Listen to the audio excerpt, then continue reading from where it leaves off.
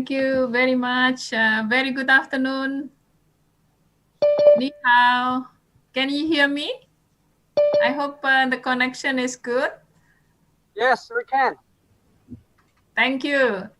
It's really a good pleasure for me to welcome everyone to this very important webinar, and it's good to see you, all of you, the members of UCLG ASPAC, Madam Chen, Mr. Liu, and also all representatives from Xi'an, Hangzhou, Guangzhou, so many. Actually, we have around 190 people registered to this webinar that we are organizing today under the title of Empowering Women in the COVID-19 Era.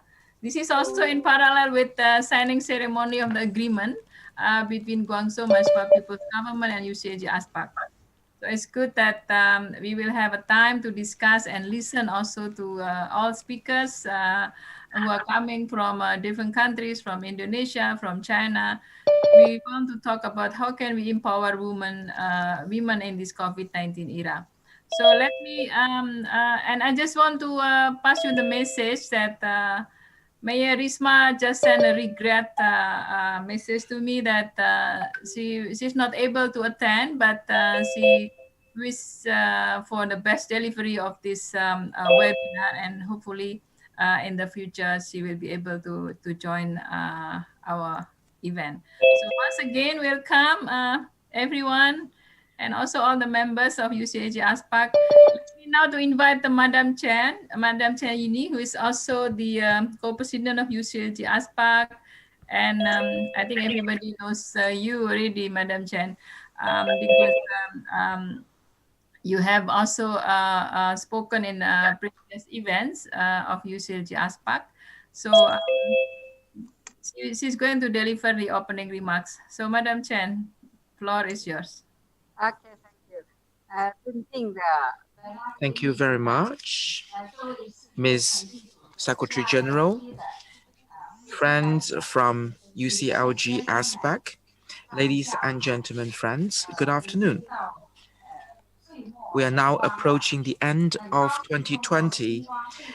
It's my great pleasure to attend this webinar on empowering women in the COVID-19 era, held in parallel with the MOU signing ceremony between Guangzhou City and UCLG ASPAC. It's my great pleasure to gather with you on the cloud and review our work at UCLG ASPAC Women in 2020, as well as make plans for 2021. The year 2020 is anything but ordinary. A public health crisis, COVID-19, has hit the world hard and has impacted social and economic development. And it's hard for us to make forecasts for the future. Secretary General of the UN, Mr. Guterres, remarked that the achievements we have been made in terms of gender equality in the past few decades have been undermined by COVID-19. Against this backdrop, we have also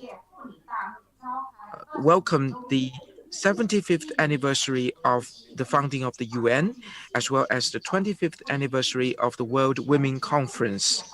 And we see COVID-19 as an opportunity for us to further promote gender equality and put the global women affairs in this context to review and make new plans. Women are the ones that have made human civilization and have promoted social progress. They have made tremendous achievements in different social sectors. And in COVID-19, we have seen women, medical professionals, nurses, scientists, community workers, and volunteers fight against the COVID-19 despite difficulties and challenges. And they have wrote a victorious chapter of protecting life and saving people's life. And today, COVID-19 is still lingering across the world. bringing about great impact on our production, our life, and our welfare. Women, therefore, are faced with greater challenges. In the recovery after COVID-19, we need to focus on how to strengthen our social services, especially focus on the special needs of women. We need to put the interest of women and girls on the top priority of public health and recovery of production and life. We need to open up more channels for women to get employed so that women can take part in political economic activities. We should ensure the rights of women for basic medical care and ensure girls for schooling and security. And empowering women and gender equality have become important goals of Agenda 2030 of the United Nations. And this has become an unstoppable trend for us to promote the cooperation and mutual learning in global women affairs. In order to strengthen the long-term friendship and cooperation with UCLG ASPAC, and in order to give full play to Guangzhou's role as the city of the president of UCLG ASPAC Women, we will be signing an MOU between Guangzhou City and UCLG ASPAC. This, we believe, will be a further step for us to implement the Sustainable Development Goals of the United Nations, and we will put distance medical care pilot projects in this framework cooperation so as to promote women affairs and experience sharing and promote mutual learning and cooperation among member cities of UCLG ASPAC. Now, I invite you to witness the signing of the MOU. Ladies and gentlemen, this COVID-19 has brought about unprecedented challenges. It's also an opportunity for us to make reflections and shape our future. Mayor Terisma, in the Executive Bureau meeting in August this year, put forward the proposal for us to organize this webinar on empowering women in COVID-19 era with the aim to further activate women in taking part in local and regional governance so as to improve their role in local and regional governance. Ladies and gentlemen, a better life cannot be achieved without women's participation and contribution. We need to safeguard women's interests, improve women's welfare, and realize the joint development of women and our economy and society. We need to remove the barriers, foster a better environment, to activate women and increase their sense of gains, their sense of happiness, and sense of security. We need to give full play to the role of the local governments so that we can help women enjoy a better and happier life. Thank you, ladies and gentlemen. Thank you, Ms. Secretary General. Thank you very much, Madam Chem. I completely agree with you. Life cannot be achieved without empowering the women. I think this is a very strong message that you have given to us. And I also like to thank you personally because of your dedication, commitment, and improving the women quality of life in Asia Pacific as a chair of the Standing Committee of Local Governments, Women and Local Government of UCLG ASPAC. So thank you once again. And we will be witnessing the signing ceremony. So I'll ask my colleague to be the MC for this signing ceremony. So over to you, Mira. Thank you, Dr. Benadia. Now, ladies and gentlemen, sirs and Ms. Dames, now we are going to witness the very important event. This is the signing ceremony. Now we come to the signing ceremony, so we would like to ask the both parties to sign the MOU.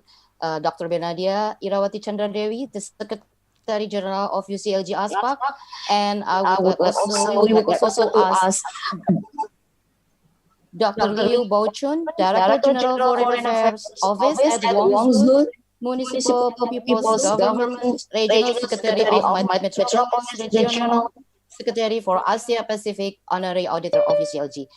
Now, please sign the ceremony. So we are now together with this thing, the signing ceremony together. There is echo. Could you check with the echo to control echo? Why this sound is echo? Okay.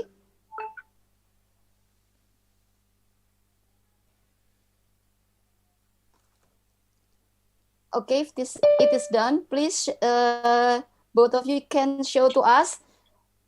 Now we can give applause, of course, in the virtual. Yes, thank you that we have witnesses the very important event. Okay, so we would like to hold on it and then we take the photo session. So we will do the photo session. So everyone in this Zoom can also turn on the camera so we can have the photo session together. But it is stopped from there, from host. Can you open the camera for all? Oh, okay. Yeah. Okay, Mr. Liu, okay, just take the photo. Is it done? Okay. No, it is not. It is not. Our camera is not open because you control there. Oh, okay.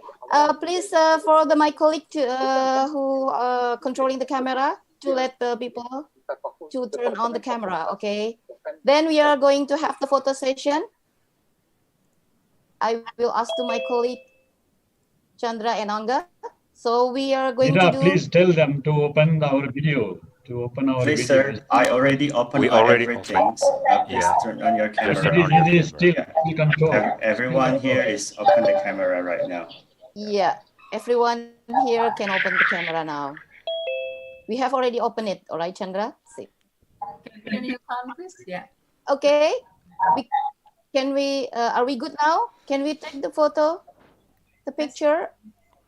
Okay. 1, 2, 3. Still not open. I don't know why. Thank you. One more. 1, 2, 3. Okay. Okay. Bu, just Bu Dr. Benadia, just please hold. Okay. Dr. Liu. All right, done. Are you still there? Okay. Done? Okay, done. Thank you. Thank you, Dr. Benadia and Mr. Liu, Dr. Liu. Now, after the signing ceremony, we would like to have the keynote speech that will be delivered from both of you. We will start from Dr. Liu Baochun. Dr. Liu Baochun, I offer to you. The time is yours and the floor is yours.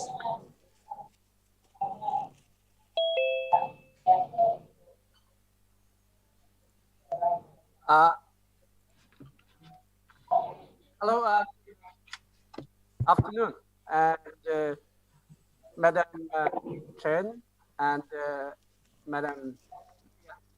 I'm so pleased to be here today to sign, on the net.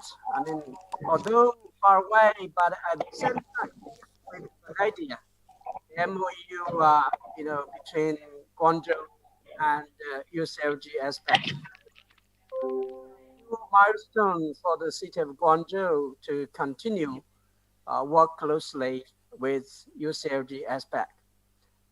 We are committed to working as much as hard as before. So please accept our greetings and for the coming Christmas and the New Year. And also, we hope that the COVID-19 will be soon over, and where everybody and everywhere in the world will live a safe life, and we resume all the normal life and normal work. So that's our expectation. I hope all the best for everyone and for everywhere, particularly for the UCLG members of the ASPAC. Thank you. Thank you very much, Dr. Liu. Now we would like also as Dr. Bernadia Chandra Dewi Irawati to give deliver the speech. Thank you very I much. offer to you again, Yes. Dr. Bernadia. I agree with you, even though we are far and we can only see you virtually, but our hearts are very close. I think we all know how much all the members of UCLG ASPAC, especially Guangzhou, would like to support the works of UCLG ASPAC. And we really appreciate very much Guangzhou. And we all know that Guangzhou is a founding member of UCLG, UCLG in 2004. And Guangzhou has been very active in promoting sustainable development, urban innovation through Guangzhou Innovation Awards. And we all know how much investment Guangzhou has put in this work in improving the quality of life of the people in the world through UCLG. And also we are happy that Guangzhou is also active in UCLG ASPAC. And with this signing ceremony, this is one of the evidence that the commitment of Guangzhou to support the activities of UCLG ASPAC, especially in promoting the women empowerment as well as promoting a better life of the women in this region. This is unstoppable. I think this is good that we managed to sign this MOU. And I also would like to congratulate Guangzhou. You have been elected as the president of Metropolis. I think we try our best to work much closer with Metropolis as one of, section of UCLG. So again, thank you so much. And although this agreement is only for 2 years, but the work will go beyond 2 years. And this activity and is written in the MOU. This also includes some of the concrete activities because we want to make a difference in the ground by having pilot cities, pilot projects that we can do in the next 2 years. And we would also like to expand the activities of this Standing Committee on Women and Local Governments through various exchange programs and knowledge as well as peer-to-peer learnings. And this is also one of the activities that we included in the MOU. So from the bottom of my heart, thank you very much, Guangzhou, Madam Chen, Mr. Liu, and also all the team of Guangzhou. And please also convey our big appreciation to Mayor of Guangzhou for his leadership and also big commitment to support this UCLG aspect. And I'm very sure all the members who are here from Nepal, from Sri Lanka, from China, from Indonesia, they are pleased to see these concrete works that we have with Guangzhou city government. And because this will benefit many members of UCLG aspect. So once again, thank you very much. And I wish you also good,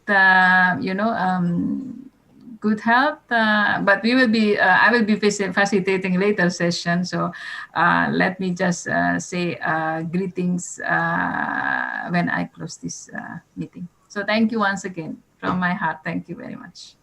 Thank you. Thank you, Dr. Bernadia. So we have already done the signing ceremony. Thank you again to Dr. Liu Baochun, Director General Foreign Affairs Office at Guangzhou Municipal People's Government, the Regional Secretary of Metropolis Regional Secretariat for Asia Pacific, and Honorary Auditor of UCLG. And also thank you to Dr. Bernadia Irawati Chandra Dewi, the Secretary General of UCLG ASPAC. Now we will continue to the next sessions that will be back to be facilitated by Dr. Bernadia. And I will offer it to you again. I offer it to you again, Ibu Bernadia. Yes. The floor is yours. Thank you. Thank you very much. So let's welcome once again to the panel discussion. We will be having very, very good speakers today. They will be sharing also good experience as well as good works that these resource persons or speakers have been doing. We are happy to welcome 4 speakers. One is Mr. Pandu Riono. He's a senior staff at the Public Health Faculty, University of Indonesia.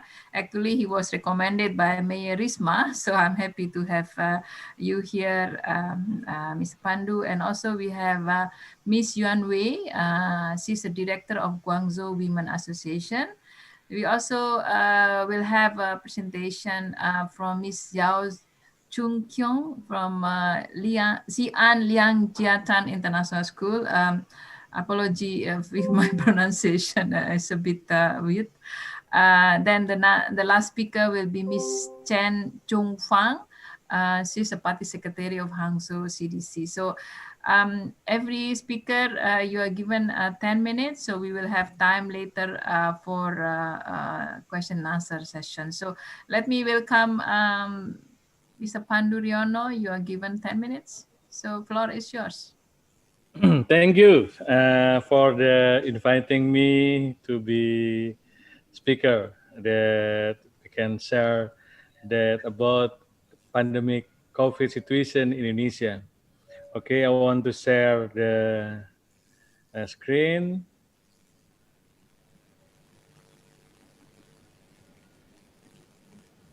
Okay. Indonesia currently still have trouble to control the pandemic situation in many parts of Indonesia, because currently we have still reported cases, and also hospitalization still increase, and the death of COVID also still we cannot successfully to make declining, and hopefully we can have better solution for the next year. And then I want to share what the current knowledge about COVID response, and hopefully we can have then better tomorrow and next year. And this is my outline. This is about currents and weak pandemic response, and we need also about the public health informations in Indonesia. And we already realized that if you see the statistic COVID that announced by governments, that's only part of the real problem. The real problem, this is like iceberg phenomenon. This is not common only for COVID and many diseases in Indonesia. If you see the statistic for data from hospital or from health provider, it may be only the death and hospitalizations and also only confirmed cases. Pandu, please close with your mic. Close with your mic. It is broken. You are broken. Be a little close with your mic. Okay, it's okay now. That's good. Okay, please. Sorry about that. And the real problem is higher, and we got a lot of in the COVID. We got a lot of asymptomatic cases, and many the death also still undocumented because the limited testing in Indonesia is the situation is still have problem to catch up with the cases that the suspect in around the country. And we can see that, and currently the epidemic is like this. And we are still increasing from about February, and actually January we already cases, but not yet confirmed, but increasing totally until December, still increasing. We don't know yet. We not reached the peak yet. And it means that there's no second wave pandemic because we are not finishing the first week of pandemic. It means that we still have trouble to to to control the transmissions because limited the capacity we have, especially for the testing. And even that, we can still the reproductive rate always above one. It means the transmission still there in the populations, and we never reach under one about the reproductive number, effective reproductive number. And what the possibility? The possibility we are not yet sure when the declining will be happen, but that's why we have three options in the curve for the next year. It means that we are still already in here in the end of December, and actually my prediction is still is right, but in the middle in here, not in the red one. And maybe if this is still continue, we cannot suppress the transmissions. It will be go up until in the middle of next year, the peak will be there. This is the prediction. It might be wrong because it's depend on the situations and depend on the our effort, and we will should re-energize the system to be increasing the testing, contact tracing, and isolation. Hopefully, we can go to the green one in here, and it means the cases will be less than we are predicted, or maybe we can still flattening the curve until maximum possible. And we are not yet sure about the situations. And this is the cases. The cases. This is the infected cases. This is around under 5, and the cases almost frequently higher among young adults above 20 years. But when we see the death, the mortality is under 5. There is some mortality, and then we have less mortality in the another age group, but increasing again under 35. It means that then above 60 is around 30%. It means that the age is very dominant factor because also the comorbidity also commons in all people. And this is the situation that we have the data from Indonesia. This is the example of pandemic in Jakarta. In Jakarta, when we trying to lockdown, partial lockdown, we call it PSBB. Actually, the massive social distancing approach is partial lockdown. And in Jakarta, we get the people who stay at home is increasing during March. We started partial lockdown is during March, and then the people who stay at home is increasing, and the cases will be flattening.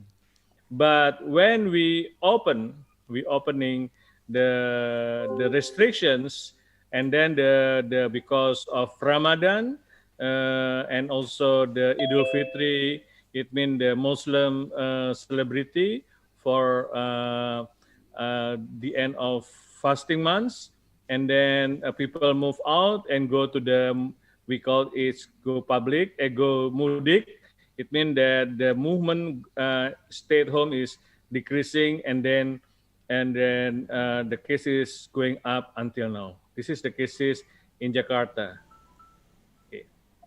It means that if we put the restrictions, strongly restrictions, like in Wuhan, it might be we have a better chance to repress the transmissions. But we fail to do that, and we choose the partial lockdown because we don't want the economic is become worse, because already worse because we closing the school, we closing the office, and then we still open the public transportations.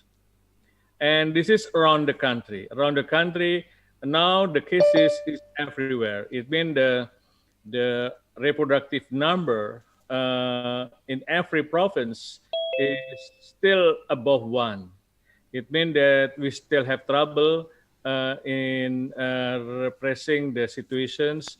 I mean the control, the transmissions. It means that we still should have strong commitment in the near future, especially for testing, tracing, and isolations, and limited the transportation. But this is very difficult in for Indonesia. 但是因为呢，印度尼西亚的流动率呢是很高的，所以呢，这个控制目前来说难度。Like the same in Jakarta. Di Jakarta, ini di Jakarta dan Jakarta sekarang dalam 105. It means the epicenter now is become spread around Java Islands, not only Jakarta, but also move to city, but mostly in the city, like in Surabaya, like Semarang, Bandung. It means that the pandemic situation is mostly in urban area compared than in the rural area. In the rural area, mostly the cases is very rare. Dr. And Pandu, this is, could you conclude, please? yes. You have Just 1 minute, yes. It means that why we have something, we have because pandemic response is very weak, and also there's the priority for testing, tracing, isolation, and behavior change communication is not sufficiently to promote the mask and also promote the social distancing and wash their hands. And also we need in the future we need to respond strengthening the public health, because we want to do the vaccinations in the early January or February, and we will focus in the first priority for the health worker. And thank you. Thank you very much. Very, very clear presentation. It's a bit worrying when you mentioned that this is not the peak yet. This is why it's very important that I agree completely with you that we need to flatten the curve so that we can really minimize the spread. And you mentioned in one of your slides this chronicle week of leadership. Maybe you could elaborate more about this, because we work a lot with the local leaders, governors, mayors, and this is something that also quite interesting to hear from you, what you said by chronically week of leadership. Please. Yeah, it means especially for coordinating, because strong leader in the city maybe not work if the weak leader in the province, something like that, you understand about the coordination. Yes. Thank you. I think this is we know that about the lack of coordination. I think this is also highlighted by previous speakers in previous webinars. And as you said that urban is the epicenter of this COVID-19 pandemic, so much more works need to be done at the urban areas. Yeah, but thank you once again, and I hope you can stay later for the discussion session. Okay. Thank you. Thank Terima you. kasih banyak, Dokter. Let me now invite the second presenter, Ms. Yuan Wei. She's the director of Guangzhou Women Association. So please, you're also given 10 minutes.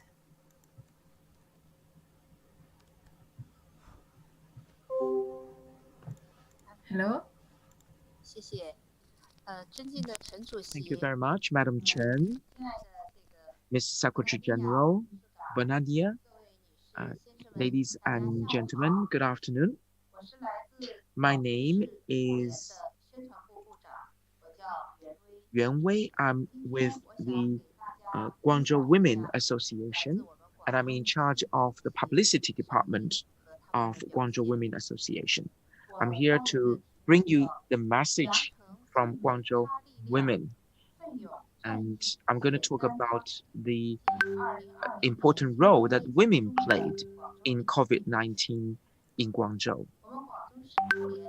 Guangzhou Women's Association, under the leadership of the authorities, have organized various campaigns and utilized resources from various channels to mobilize resources of Guangzhou and have given the role of women a full play. And at the beginning of the epidemic, a lot of women medical professionals traveled to Wuhan to offer a helping hand to their colleagues there. And apart from public health sector, a lot of women also in other sectors made hard efforts to fight against COVID-19 and made their contributions. And they showed self-reliance, self-respect, self-strengthening of women. And the above-mentioned spirits of women have been showcased during the COVID-19 epidemic in Guangzhou.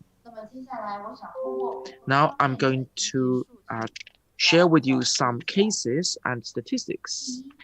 First, in terms of the public health sector, the Guangzhou Women's Association, together with the Guangzhou Youth League and the General Labor Union of Guangzhou, started a campaign and started the joint coordination and collaboration mechanism to offer care for the family of medical professionals. And we mobilized social resources and initiated donation and charity events. We collected over 20 million yuan RMB or value in kind. We offered a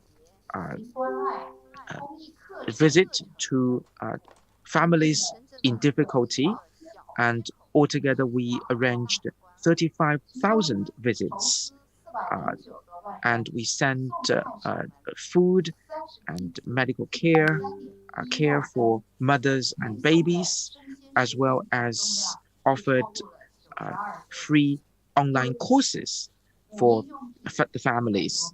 We collected a total of 4.09 million yuan RMB, and we sent 31,000 batches of food and vegetable to families in difficulty, with a total weight of fresh goods of 92 tons, as well as 900 units of mother and baby care products.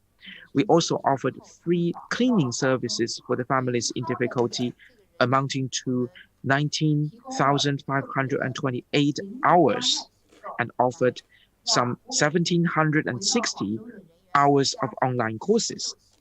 Second, we helped people who returned from Hubei, the province that was hit most hard by the epidemic. We initiated campaigns in the neighborhood and in the communities to show our love and care for the families from Hubei that have residence in Guangzhou.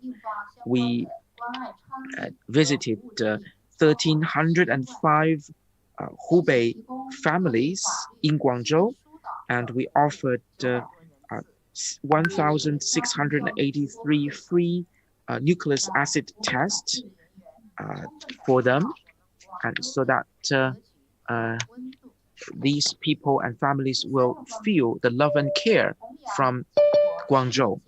Thirdly, we initiated campaigns to promote women's active role in COVID-19.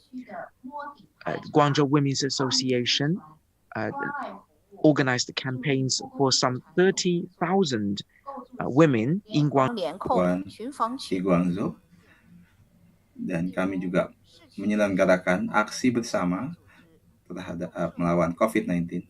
Misalnya kota-kota di tingkat kabupaten atau association organization and campaign, and for the mother who have just given birth to their children. In Guangzhou, in the epidemic, we distributed meals to the family and offered door-to-door service. And we also helped a 7-year-old Hubei girl who was quarantined in the hotel by herself. And we visited her and helped her during the COVID-19.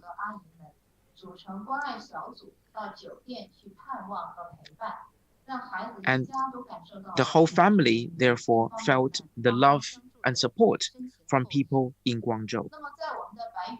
In Baiyun district, for example, as you can see from the slide, and students of Guangdong University of Foreign Studies organized the International Volunteer Service Team to help foreign residents in Guangzhou, and they gave full play to their language proficiency to provide help and support for the foreigners in Guangzhou that were isolated and quarantined during the epidemic. So that's the promotion of voluntary campaigns of women. Fourthly, we also spared no efforts to protect the rights and interests of women and children. Together with the Public Health Commission of Guangzhou, we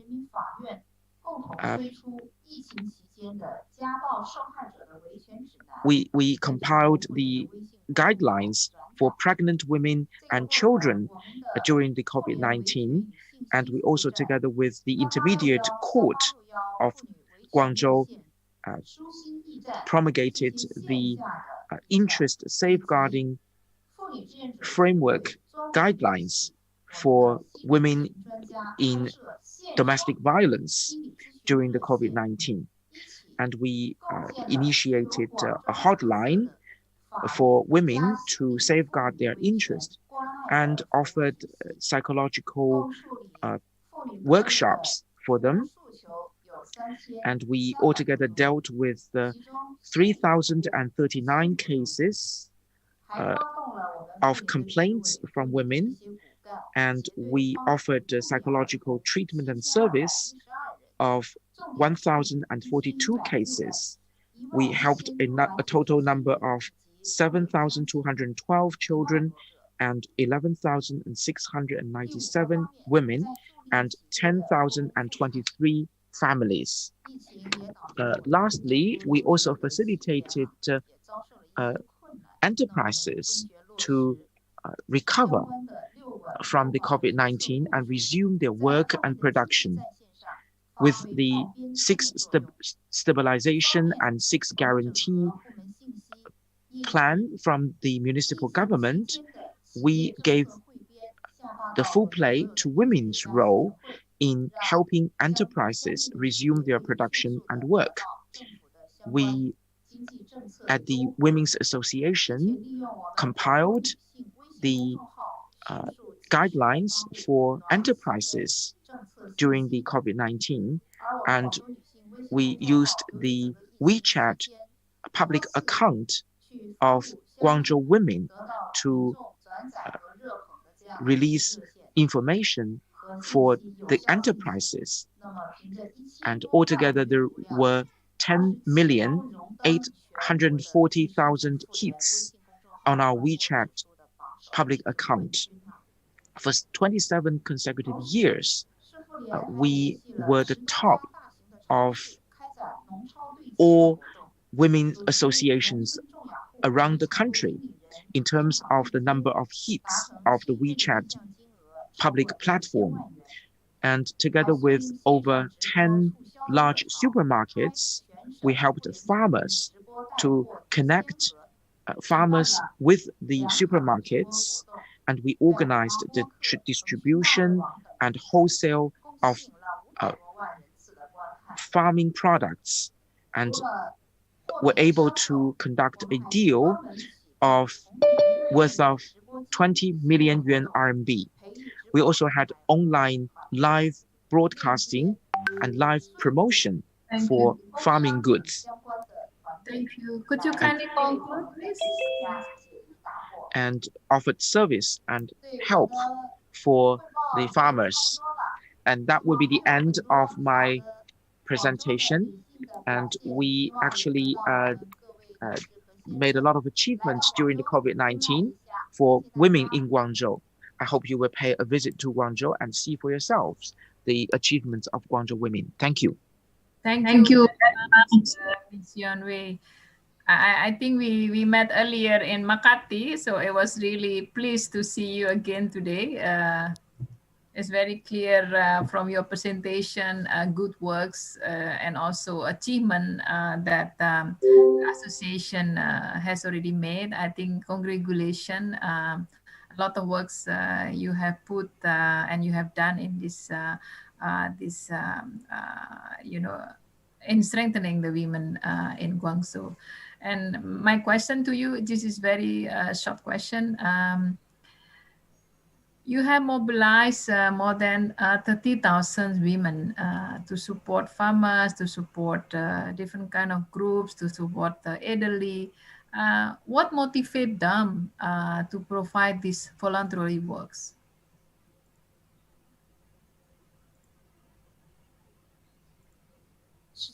What's your strategy to manage to mobilize so many women?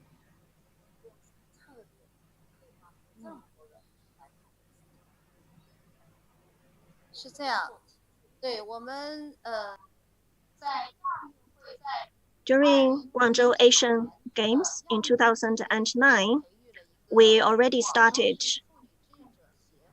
an association that focuses on women's volunteers. So this association has developed for more than a decade. Therefore, it has established a mechanism to mobilize various resources, including recruiting of such volunteers, training of the volunteers, and they have carried out voluntary works on a regular basis in the communities. So we can easily 社区当中的有效的组织了起来，让他们有的作用。and control. Thank you very much. That's very good to hear that. Thank you. I'm sure many participants, we will have a lot of questions later during the discussion session. So can I move now to the third speaker? She's Miss Zhao Zhongcheng from Xi'an Liangjian International School. So please, you're also given 10 minutes. Okay. Dear Madam Chen. Okay, can you hear me? Yes. Sorry, yeah. So dear Madam Chen, dear Dr. Bonadia and Dr. Liu, and the representatives from all the cities of UCLG, good afternoon. I'm honored to attend today's webinar to exchange ideas with you on female empowerment in the era of COVID-19. Xi'an is one of the world's historic cities designated by UNESCO. It is rich in historic relics and heritages and filled with opportunities and vitality. Xi'an Liangjian International School is one of the 3,524 kindergartens, primary and secondary schools in Xi'an. It provides high-quality international education for children of foreigners and top international talents living in Xi'an. Currently, there are over 700 students and staff from 32 different countries and regions at our school. China has been comprehensively implementing the UNESCO's 17th Sustainable Development Goals of 2030. Due to the ongoing COVID-19 pandemic, we're all reminded again of the importance of the cooperation among generations, departments, and countries.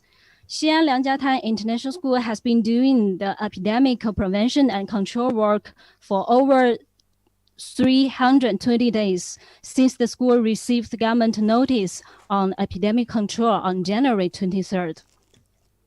The school has placed the safety of students and staff as the top priority and remained highly vigilant all the time under the leadership of the Xi'an Education Bureau and High-Tech Zoom Education Bureau, and has taken most comprehensive epidemic prevention and control measures under the guidance of disease control departments at all levels, ensuring zero infected case and imported case on campus. I will share and exchange 5 key aspects about our schools has taken and continues to take on schools' epidemic prevention work.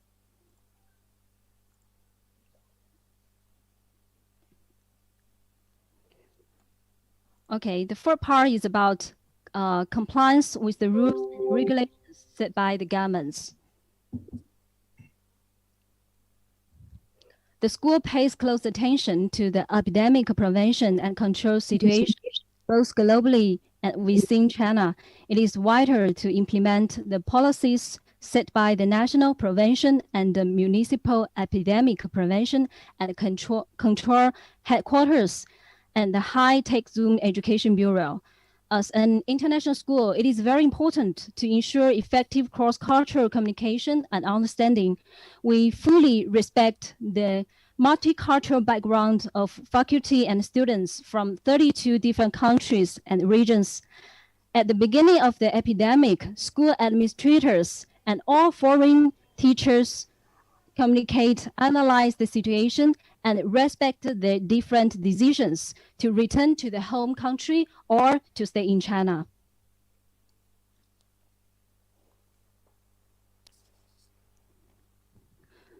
And second part is how establish a school epidemic prevention control the support team, which is a very important team at our XLRS. In order to ensure the school's epidemic prevention and control procedures, the emergency response are done in a scientific and standardized manner. Our school leaders attach the great importance to the epidemic prevention and control work. At the beginning of the epidemic, XLRIS did its utmost to ensure the health of its community members through a series of measures, such as we were setting up emergency communication teams, formulating emergency plans, conducting online work meetings, the whereabouts and health of each community personnel, storing protective materials, and preparing for online teaching is provided for safety. And our head of school, Lily Liu, served as the leader of the XLRS, epidemic prevention and control, leading each group assigned to our school's epidemic prevention work. The person in charge of each department follows the unified procedures of the school's epidemic prevention, will quickly improving the campus epidemic prevention and control management of each department, and uniting and following the epidemic prevention system to lead the school's epidemic prevention and control work to each relevant department. Sorry.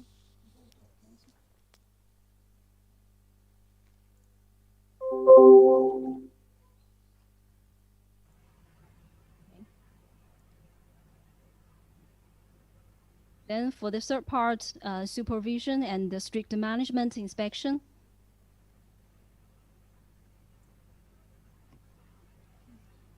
Miss Zhao, could you conclude, please? We have 1 more minutes for you. Okay, sorry. Okay. The fourth step is the epidemic prevention and control measures we take and safely of campus health and epidemic prevention. There are several, they're actually including 8 different parts we've done already, but because time limited. So the final part actually very important. Waiting for the health return of all the teachers and students abroad. Up to now, XLIs has successfully. Can you lead to the final part? Up to now, our school has successfully supported the return of the teachers and the families from more than 10 foreign countries. And our school strictly follows the procedures set by the government for the returning of all the overseas personnel to ensure a health and safe life in Xi'an and our XLI's community. So school value is hard-earned experience and achievements in epidemic prevention and control. Before the end of COVID-19 pandemic, the school will continue its thorough and strict prevention and control measures. And we are confident that we will surely win the final victory as long as our school fight united with the whole world. Thank you. Thank you, Cici, very much. Thank you very much for sharing the experience of Xi'an Liang Jintan International School. Actually, during this COVID-19, many schools, including those in Indonesia, are closed. And a lot of, mothers have, faced challenges in supporting their children in this distant learning or online classes. And also teachers, many of them face also difficulties providing or in teaching these online classes, because many of teachers face this for the first time. So maybe the question I have, you can answer later during the discussion, how you support the teachers in these online classes. Maybe you have certain guidelines or that you provide to the teacher, but you can answer this during the discussion session. But thank you once again, Lisa. Just for your information, dear participants, we also signed MOU with Xi'an. One of the activities include scholarship programs for mainly for local government officials for master degree as well as doctor degree. So if you are interested in knowing more about this scholarship, you can contact us. But thank you once again, Xi'an, for the support as well. So let me now move to the last speaker, Ms. Chen Junfang, she is a party secretary of Hangzhou CDC. So you're also given 10 minutes, please. Good afternoon, everyone. My name is Chen Junfang. I'm the party secretary of Hangzhou CDC. It is my great pleasure to be invited to attend today's webinar conference. According to the schedule, I'm going to introduce to you the COVID-19 control in the perspective of big data application. Adopting big data technology in COVID-19 prevention and control is supported with this legislature. Number one is the National Health Commission issued the COVID-19 guidelines into the category B infectious disease and treated as those of category A. The second legislation masuk dalam peraturan Genjuk, yaitu di Provinsi Zhejiang. Control and prevention measures. Big data and its adoption is mainly as follows: screening of close contacts and screening of travelers from key areas. In screening of close contacts, determination of close contacts is carried out according to the guidelines issued by National Health Commission. And we follow the epidemiological investigation, and that's the main reference for us to determine the close contacts. And big data functions as a complementary reference for us to determine whether this is a close contact. It also helps us to make determinations on the close contact, especially in public places, where we need big data as a support to better screen those close contacts with large groups of people and suspects and in public places. In terms of the screening of travelers from key areas, there are two phases for us. Number one is from January to early February. We mainly follow the computer-based management mechanism, and those list of travelers will be assigned or given to the community for them to better control travelers from key areas. And the second phase starts since early February, where the Hangzhou Health Code was developed, which is a prerequisite or a very good foundation for us to better adopt big data to screen the travelers from key areas. After this code was initiated, we didn't need to tier by tier distribute a list of names. And just by scanning this code, it will help us control the epidemic effectively. According to the analysis by School of Public Health, Zhejiang University, and the Municipal Center for Disease Control and Prevention, it was anticipated that the epidemic in Hangzhou, which was imported from Wuhan, could be effectively controlled to around 160 to 180 cases by mid-February. So February the 20th was the day when we had the last confirmed case, and that was something that we actually forecasted correctly. And we estimated, therefore, the total number of confirmed cases to be around 1,200 to 1,400. And in the end, the estimated total number of confirmed cases for the city of Hangzhou was 160 to 180.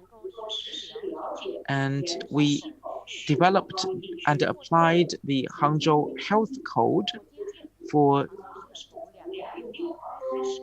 the enterprises to better keep track of the health condition of their employees. And we developed this code on the 6th of February, and 5 days later, on the 11th of February, it was tested online. And all the enterprises were required to report the health condition of their employees who have returned to work. And by reviewing the code, which were classified into green code, yellow code, and red code, the city government then could offer permissions for the enterprises to resume their work and production. And for the three groups I just mentioned, red code refers to people with confirmed cases or suspected cases, or close contacts to confirmed cases and suspected cases, as well as overseas personnel, those who have lived or traveled in medium or high risk regions in the country or outside the country. That will be classified into red code group. And for the yellow code group, people who had fever, cough, who felt fatigueness, or other symptoms, or others who need to be put under the management of such category. And for the green code group, that was referring to the people who, all the people that were classified as not in the red or yellow code group. And the health code development and application was under the auspice of the CPC Municipal Committee of Hangzhou and the People's Government of Hangzhou.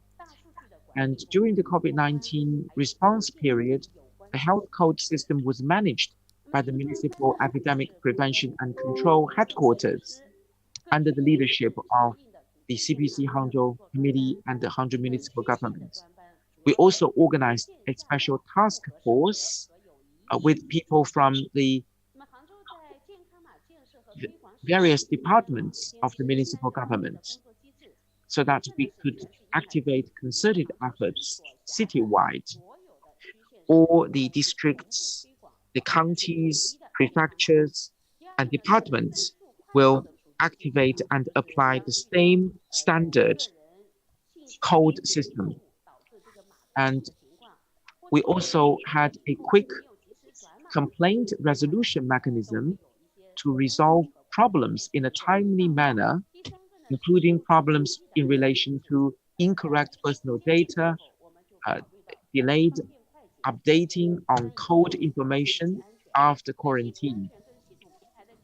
And also we had data confidentiality and security mechanism. The planning, the building, and the application of the system were conducted simultaneously. The applicant may enter the application page by scanning the QR code on the Zhejiang Community Office application, Alipay, or DingTalk, or WeChat platform. And the applicant was then required to fill in the personal data, travel information, health status, etc. And relevant departments will then harmonize the data of the applicants. And the code could be used in seeking medical consultation and traveling. For the Hong Kong, Macau, and Taiwan residents with Chinese nationality, as well as foreign nationals, they could choose to use their ID and fill in accordingly the number of their passport or the mainland travel permit in the case for Hong Kong, Macau, and Taiwan residents. And for the foreign residents and for children and senior citizens who do not use a mobile phone or the mobile platform, we had the English version of the health code launched on the 6th of March, as well as the application linked to the citizen card for the senior citizens and the health code application for the elderly and children. And on the 14th of March, we launched the International Orange Code. And on the 28th of March, we launched the overseas version of the health code. As I just said, we offered a code transfer for senior citizens and children for them to have application assistance and authentication through a third person. And in the future, we will set 18 application scenarios in 3 years' time and promote the integration of the health code with our health e-card, social security e-card, and realize the one code for all medical treatment applications.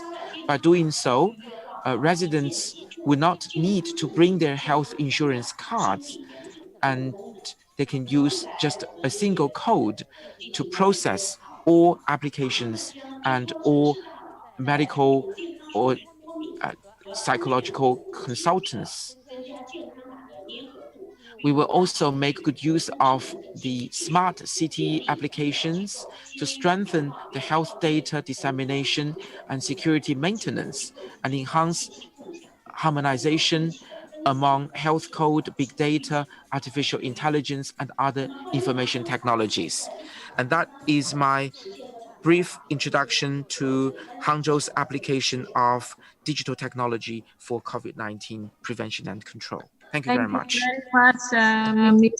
Andrew.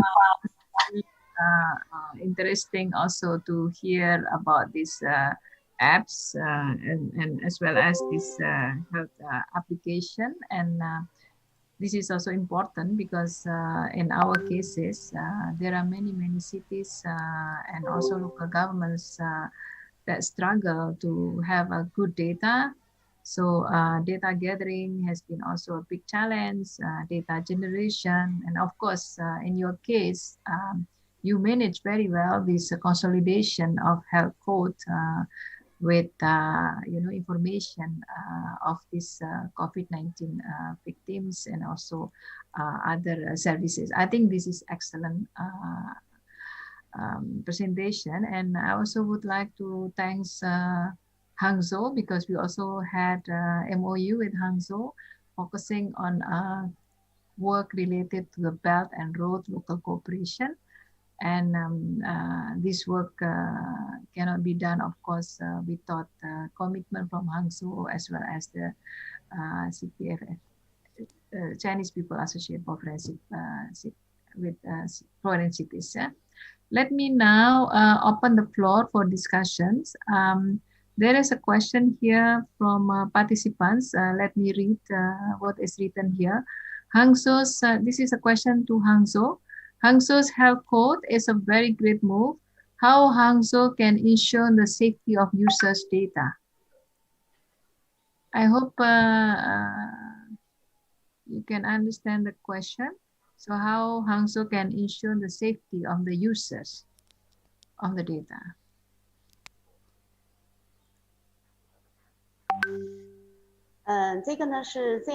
Thank you very much. I'm happy to answer the question. I mentioned in my presentation that there is a data management task force, and the data security was definitely in the mind of the people. I'm not an expert in this area because I work for the CDC, but I can only say that the construction of data security and the insurance of data safety were given high priority to, and we didn't see any information leakage or personal privacy leakage. Thank you. Thank you. Maybe you Hope have I've answered the privacy question. laws or something like that. There is another question to Hangzhou here. The question came from India. I request a clarification. Basically, he asked for clarification how Hangzhou managed to use data integrated with its health code to do regional cooperations, and what kind of technological interventions used, especially for calculating migrant workforce in the region and a system.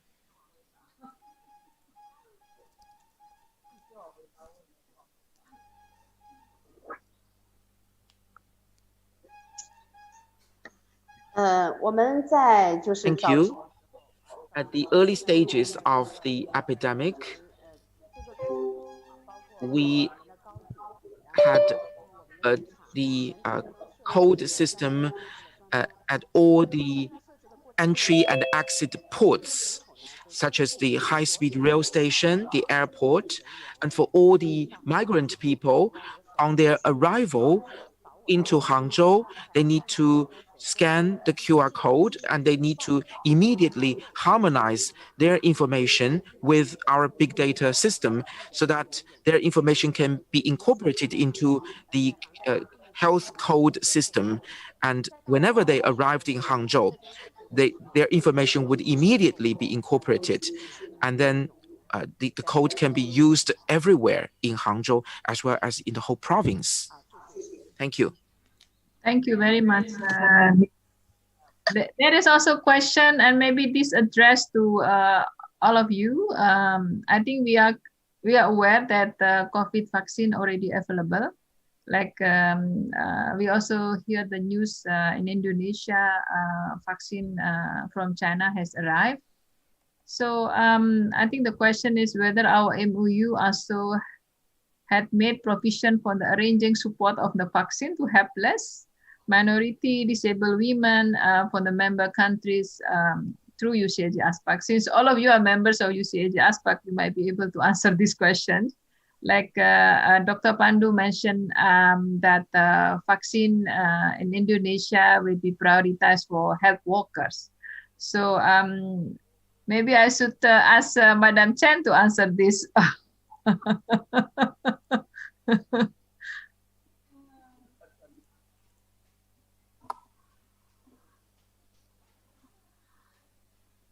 目前呢，我们 Now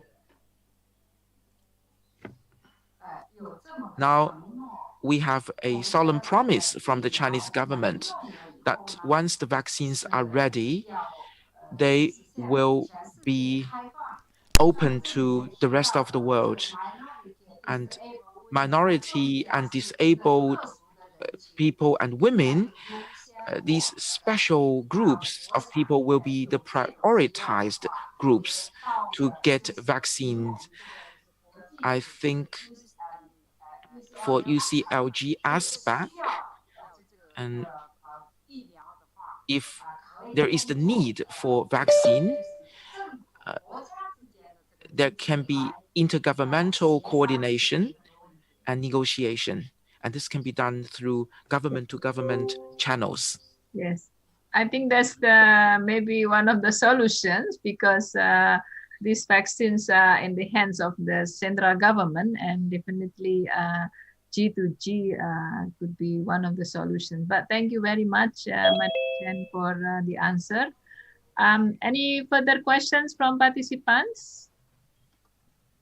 Any more questions, participants? Please, you can also raise your hands. You can also put in the chat.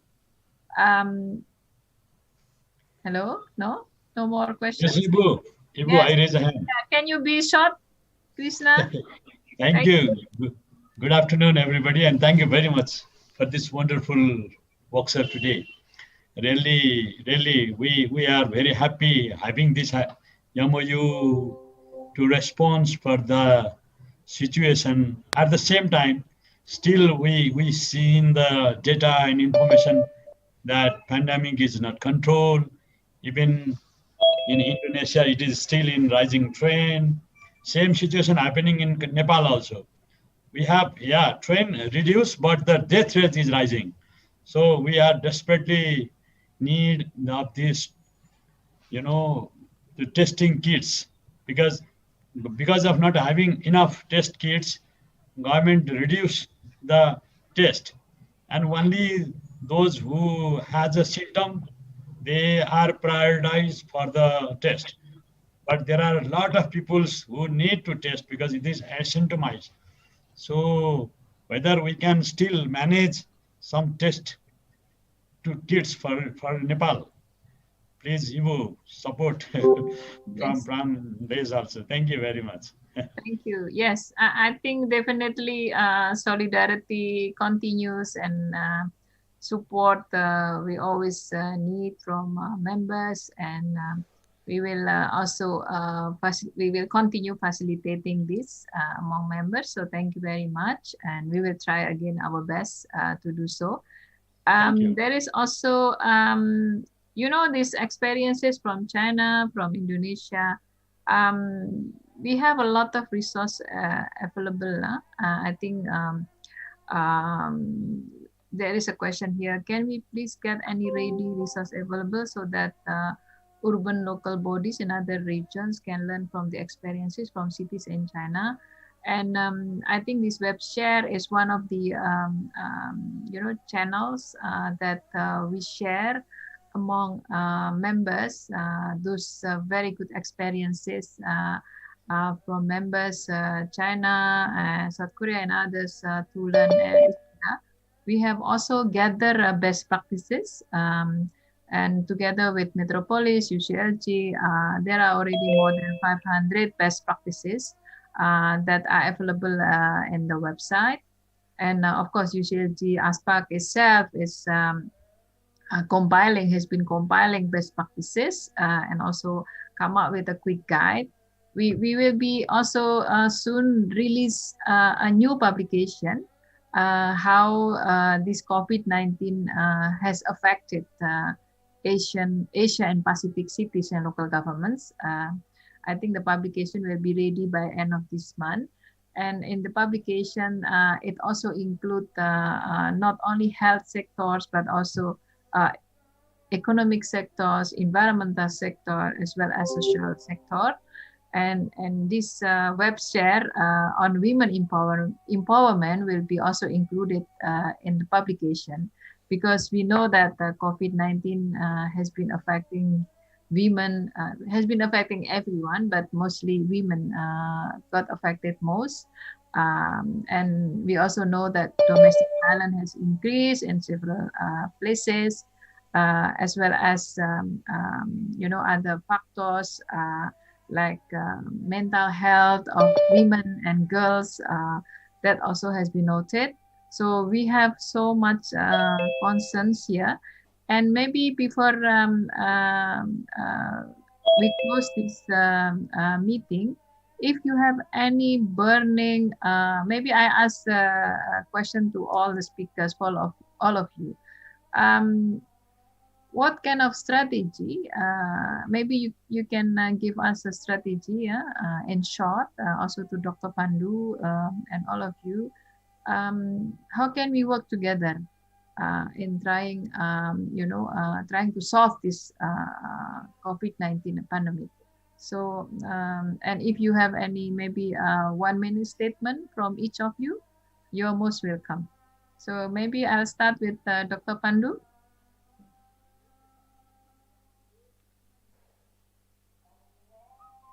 Dr. Pandu, are you still there?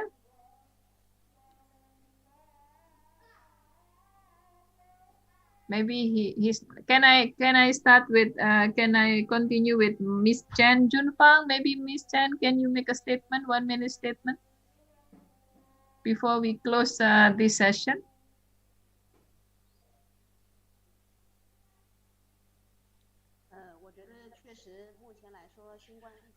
COVID-19 is still quite severe in the international community, so we need to take sustained and continuous and concerted measures of all countries in a number of areas, such as control and prevention, monitoring, and sharing of information, as well as vaccine and testing, so that we can curb the adverse impact and loss of COVID-19. Thank you very much. Can I ask Miss Yuan Wei from Guangzhou?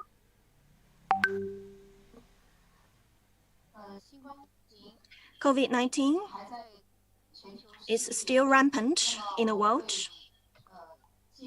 So what I would like to recommend to the women worldwide is to stay united, so that we can leverage online technologies and platforms to bring into full play the power of women, and to mobilize various resources and stakeholders, including organizations and associations that are dedicated to the protection of legitimate rights and interests of women and children, so that we can unite as many stakeholders and resources as we can, so that we can support the government to control and prevent COVID-19. Thank you very much for your statement. Definitely finance is an important aspect, and hopefully we can also learn from you how resources can be accessed by women groups and also for the benefit of women and children. So thank you very much. Can I move now to Miss from, wait a second, Miss Zhao from Xi'an Liang Jiatan International School. Your statement, please. Thank you. Actually, we did have some successful experience, so we will keep the daily work keep clean and the good environment, safety environment for our school, and we will provide an open communication, effective communication for all staff, and also work together, because we have different people from more than 33 countries and regions. So we believe that teamwork will make dream work. So we will set the same goal, and work together. And we think we must fight against the pandemic together, because this is the only way that the pandemic can be overcome. Thank you. Thank you very much, Cici. I think this is great that we definitely need to work together. So I would like you, all of you, to join me for giving a big applause to all 4 speakers for wonderful presentations. You cannot hear the applause, but I'm very sure, everybody is applauding you all for excellent presentation. So thank you once again, thank you. So I'd like now to invite Madam Chen to deliver a closing remarks. So please.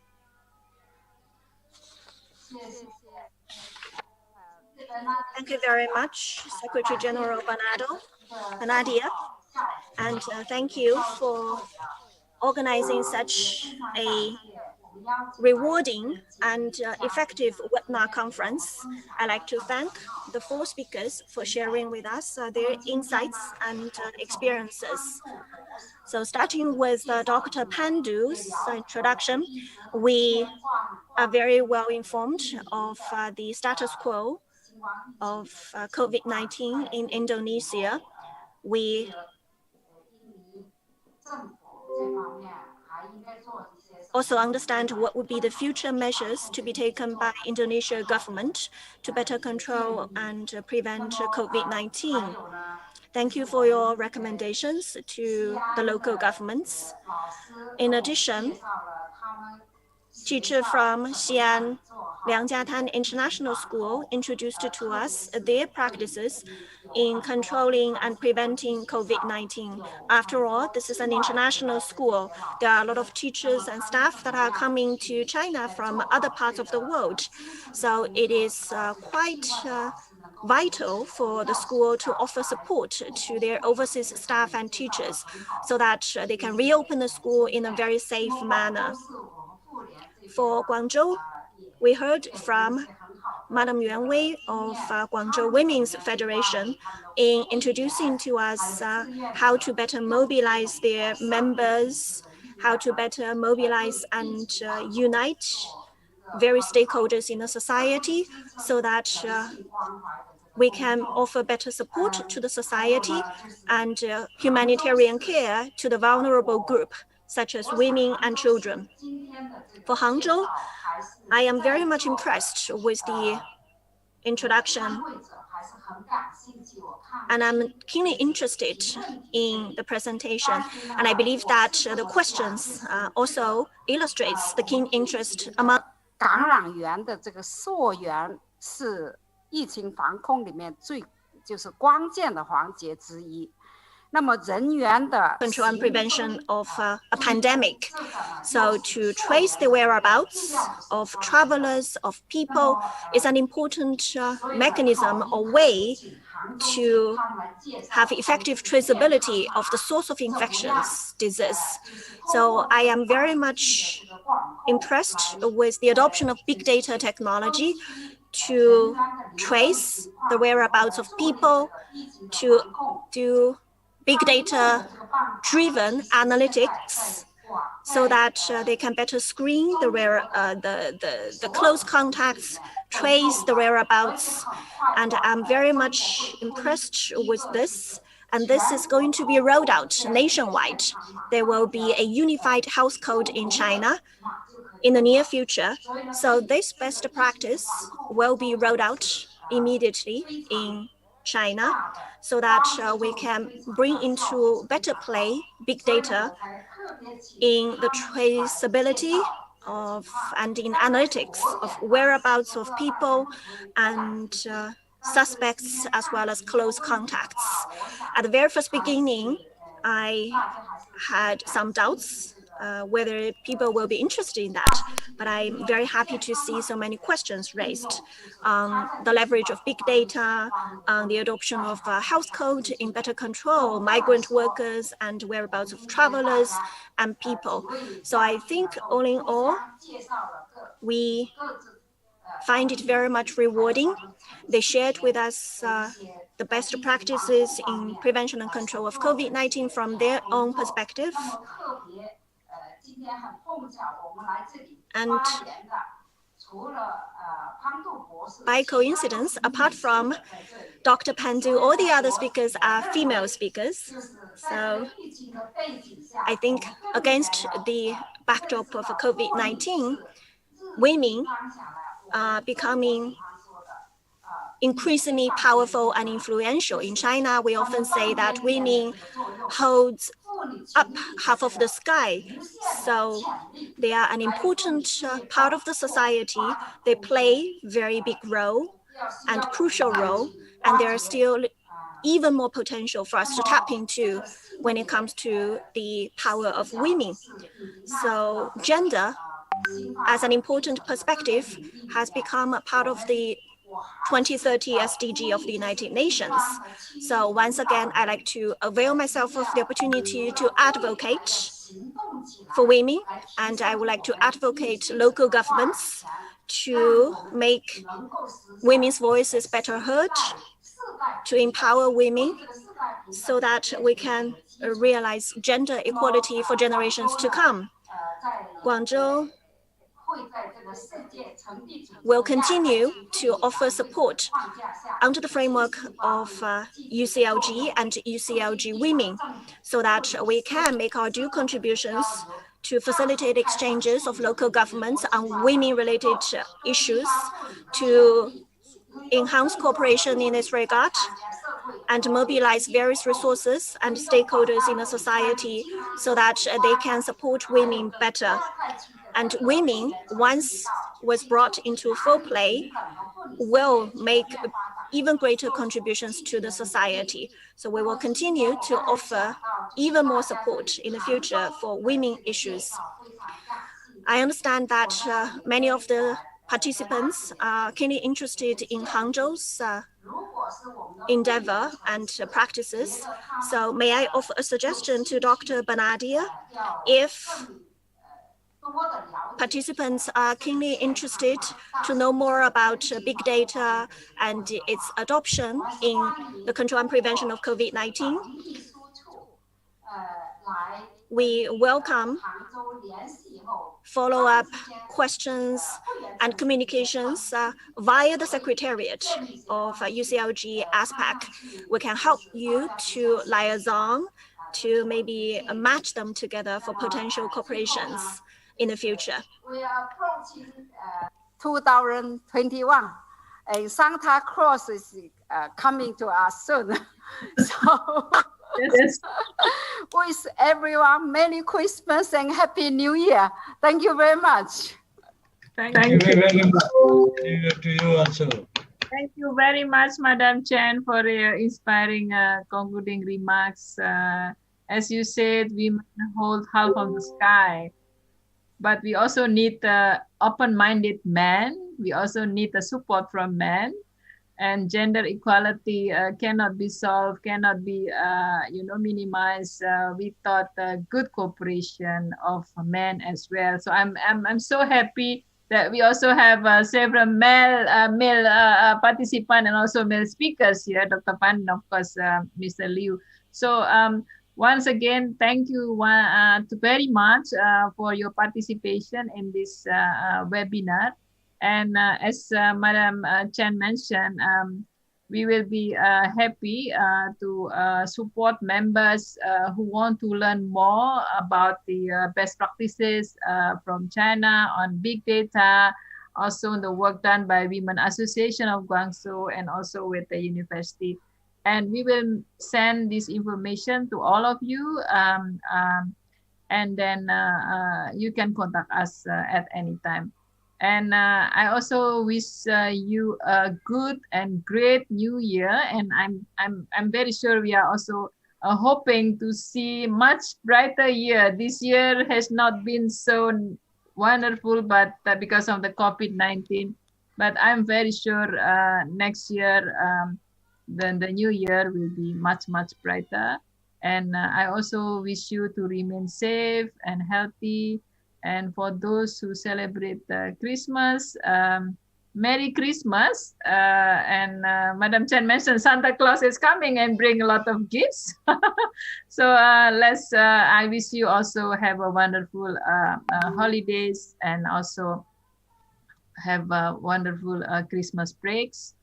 And then I hope to see you again next year, maybe in January. And I hope, Madam Chen, you also will still be able to greet our participants and our members in the next webinar. And as you highlighted that what we are working on is on the localization of SDGs, particularly on the SDG 5 on gender, as well as SDG 3 well-being, and also of course the SDG 11 on the urban aspects, yeah, about the cities, so sustainable cities. So thank you once again, everyone. And Madam Chen, thank you so much also for your leadership in this Standing Committee on Women and Local Governments. And to all speakers, once again, thank you, and God bless you all. Thank you very much. See you again next year. Okay, see you. See you. Hopefully we can see you. We can talk face to face next. Yes, hopefully next year. But I don't know when we can fly to China. I can't answer this question.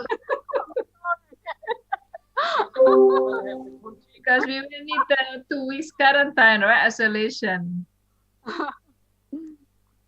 Okay, bye-bye. Thank you. Bye-bye, everyone. Thank you. Stay safe. Stay safe.